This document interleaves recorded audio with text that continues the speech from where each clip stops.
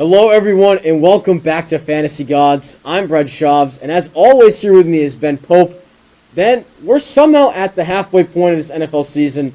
It's really flown by. Yeah, for sure, Brett. It's been a really good time for fantasy managers to make sure they're built up properly for a strong playoff run. And, well, if you're like Brett, how you can stay alive in the playoff race. Wow.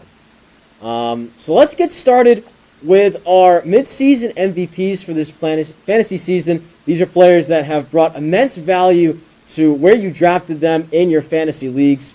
Ben, why don't you start us off with the wide receiver position? Yeah, sure. So I'm going to be talking about my wide receiver MVP, and that's Marquise Hollywood Brown of the Baltimore Ravens.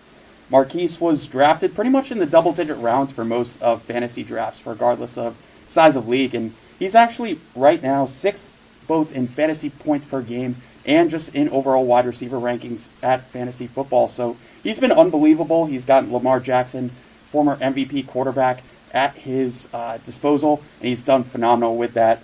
He's averaging 8.6 targets per game, and he has right around 682 yards and 6 touchdowns this season, which has been phenomenal from where Marquise was performing in previous years. So I have Marquise Hollywood Brown as my wide receiver MVP thus far.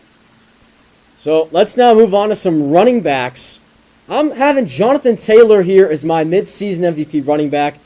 Ever since week 4, this guy has absolutely gone ballistic.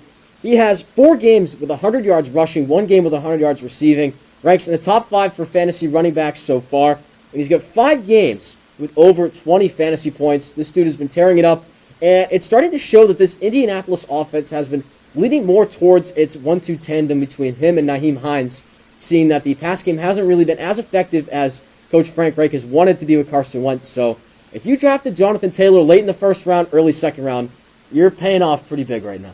Yeah, it looks like JT is going to be the RB1 rest of the season. So talking about the tight end position now and my tight end MVP at midseason, I have Dawson Knox of the Buffalo Bills. Dawson Knox, mostly undrafted in most leagues, and he's done phenomenal thus far in his limited play. 6 games thus far, has 5 touchdowns in that span, is also 5th in fantasy points per game at the tight end position. He's missed a couple weeks with an injury, but coming back this week in Week 10 against the Jets, looks to be coming right back into form where he was previously as a right outside the top 5 tight end, and phenomenal value for where you drafted him. Yeah, you're 100% right. I mean, going into the season, nobody expected Josh Allen to be targeting Dawson Knox as much as he has this season. As you mentioned, coming off this injury now, he really needs to not only bump up his productiveness as a tight end 1 for Buffalo, but overall just boost his fantasy production in most lineups. For sure.